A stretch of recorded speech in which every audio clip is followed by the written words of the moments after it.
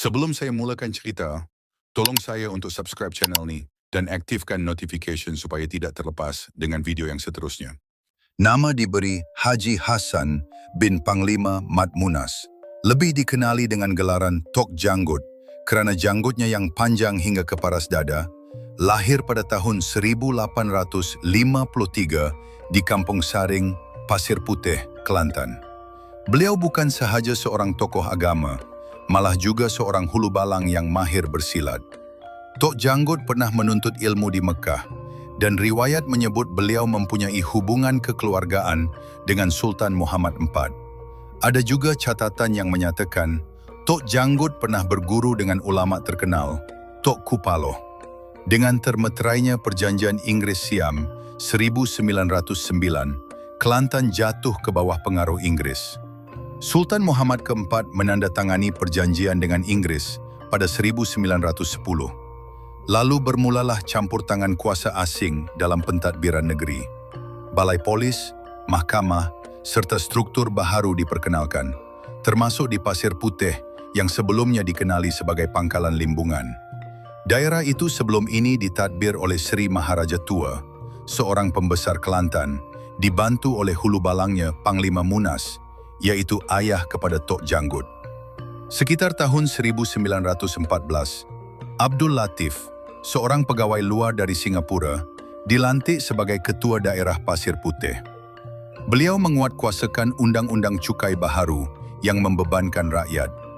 Setiap kepala keluarga dikenakan cukai $1, manakala pokok buah-buahan, kelapa, sirih, kerbau, lembu, anjing dan kayu keras turut dikenakan bayaran. Bagi penduduk yang enggan membayar, hukuman denda atau penjara menanti. Proses kutipan cukai juga menyusahkan, kerana ramai pembayar terpaksa menunggu berhari-hari tanpa dilayan.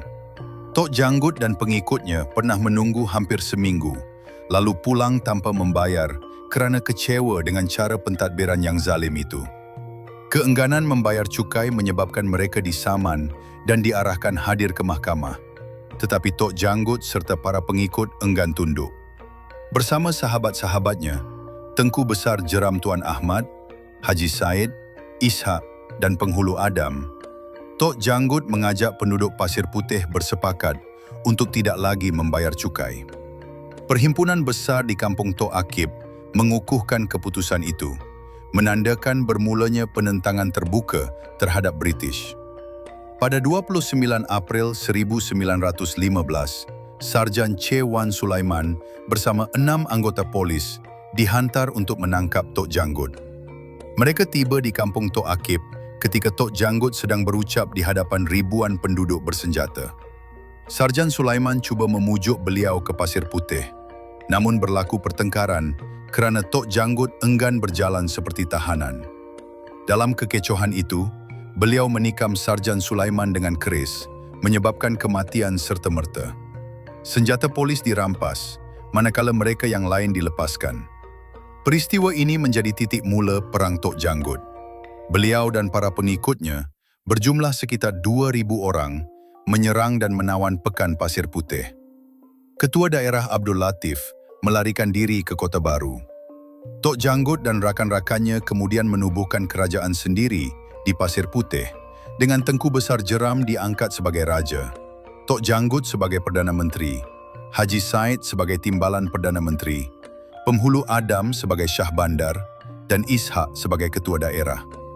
British segera memaklumkan Sultan Muhammad keempat bahawa Tok Janggut memberontak dan berhasrat merampas tahta. Utusan Tok Janggut untuk menjelaskan perkara sebenar dihalang, lalu Sultan percaya dakwaan British.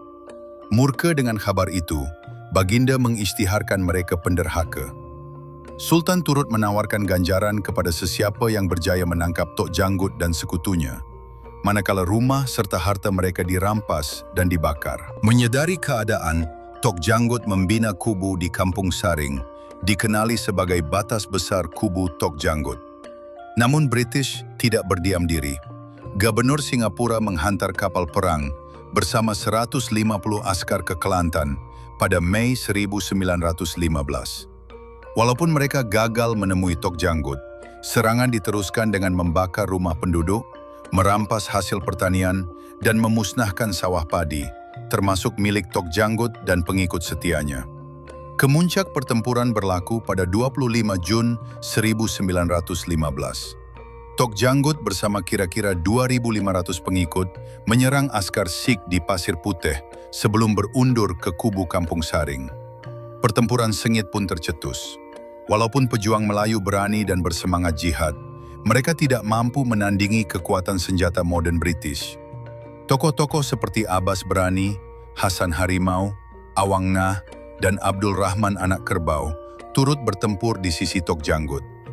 Namun akhirnya, pasukan Tok Janggut ditewaskan. Dalam pertempuran itu, Tok Janggut sendiri gugur sebagai syahid di medan juang. Sekutunya, Tengku Besar Jeram, Haji Said dan Ishak sempat melarikan diri ke Reman di selatan Siam. Walaupun pemberontakan itu dipatahkan, semangat perjuangan Tok Janggut terus hidup sebagai lambang penentangan terhadap penjajahan.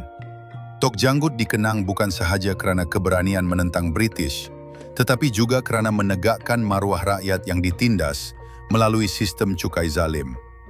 Kisahnya menggambarkan awal kebangkitan rakyat Kelantan melawan campur tangan asing, walaupun akhirnya beliau terkorban.